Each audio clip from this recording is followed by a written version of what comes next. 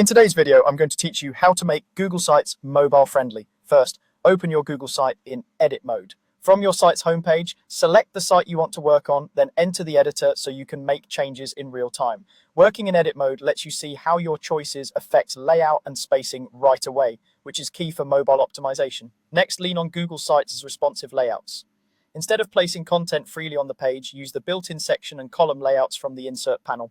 These layouts are designed to adjust automatically, so text and images reflow neatly on smaller screens.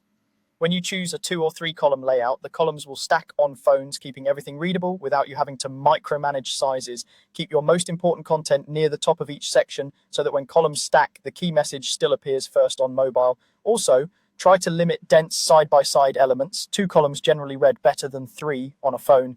Avoid fixed width images and elements. When you drag an image, resist the urge to set a precise pixel width. Instead, let it snap to the layout grid so it scales fluidly. If you need a visual that spans edge to edge, use full width options. A practical approach is to make the image a section background or stretch it to the section's boundaries until it snaps. This keeps the image proportionate on phones, tablets, and desktops.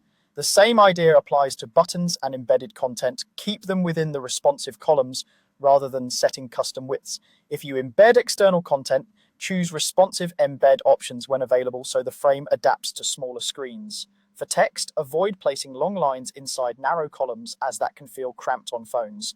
Keep headings concise and let body text flow within the layout's natural margins.